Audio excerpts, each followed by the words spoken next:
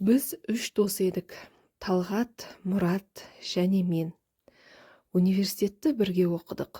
Студенттік жылдардың қызығын бірге бөлістік. Бірге бір қалада тұрдық. Үйлендік, сонда да араласып тұрдық. Солай жақсы қатынаста жүре беруіміз де мүмкін еді. Тек мына жағдай ғана мені олардан алыстатып жіберді. Сөзді төтесінен айтатын болсам, Талғат Мұраттың әйелімен жүреді екен. Былайша айтқанда, Мұраттың әйелі Талғаттың көңілдесі. Мұны бірде ішіп отырып Талғаттың өзі айтып қойды. Ортамызда Мұрат жоқ болатын. Алғашында Талғаттың айтқанына сенгім келмеген. Мас болып не айтып отырғандарын өзі білмейді-ау деп ойлағанмын. Мұраттың әйелі сылаңдаған сұлу. Мұратқа тұрмысқа шыққанына 3-4 жыл болса да бала тумаған. Қысқа киіп, боянып, тәлпіштеніп жүрген біреу. Соған қызығып армандап отыр ма екен деп те ойладым. Бірақ Талғат сондай мас емес еді. 300-400 грамм араққа ол оңайшылықпен мас болмайтын. Сенбейсің бе, рас айтамын. Кейін біреуден естіп, не болмаса аяқ асты үстімізден түсіп жатсаң, шошып кетерсің деп алдын ала айтып жатқаным ғой. Бұған кінәлі мен емес, Баянның, яғни Мұраттың әйелінің өзі. Бірде Мұрат Астанаға кеткен кезде әлде бір жұмыспен үйіне бара қалғанмын. Баян жібермей шай қойып, тамақ жасап, дастархан жайды. Астана аттап қайда барамын? Досымның үйі ғой деп алаңсыз отырдым. Баян дастарханға коньяк әкелді. Рөлдемін, ішпеймін дегенге қараған жоқ. Іштік, ол да ішті. Ішкен соң әңгіме қызды. Сөз арасында сұлусың, сымбаттысың, сұмдықсың деген сөздерді де айтып қалдым. Ол қалжыңды басқаша түсініп қалған сияқты. Рас па деп маған қадалсын.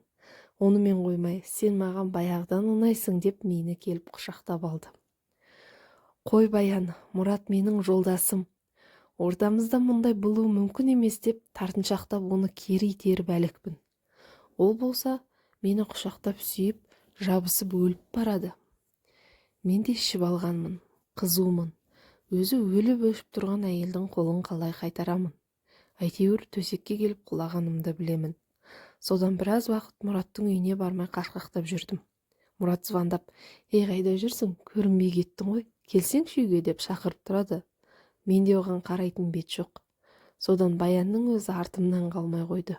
Ақыры көңілдес болып тындық. Қазір былайғы уақытта дос ретінде отбасымызбен араласқанымызбен оңашада Баян екеуміз ойнас ретінде кездесеміз. Жағдай осы, деді Талғат. Не сенерімді, не сенбесімді білмей отырып қалғанмын. Сенбесең міне, қара, Баянға жабысып жүрген мен емеспін.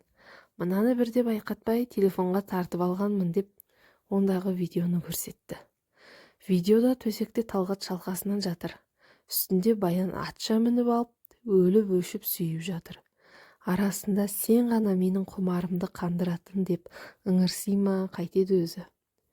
Бұдан арыға шыдамадым. Ит екенсің дедім Талғатқа. Қалай сені досым деп келдім.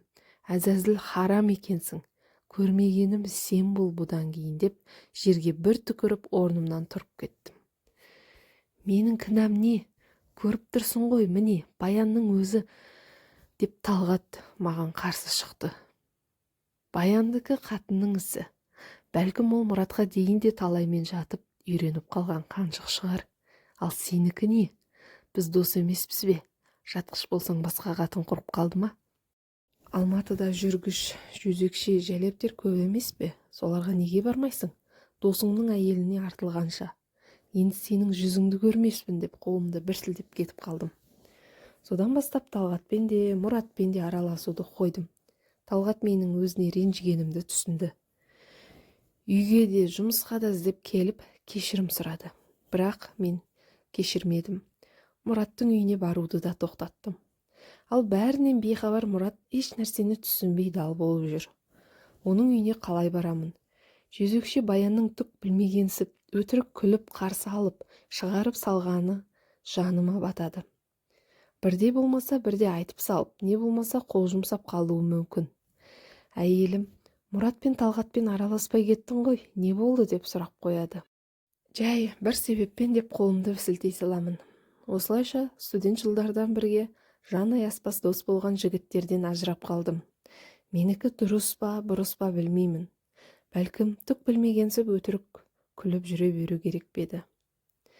Егер мен Талғатпен араласатын болсам, Мұратқа бар шындықты айтуым керек болады. Ал бұл жүкті мен арқалап жүргім келмейді. Сол үшін де екеуімен де араласпауды шештім.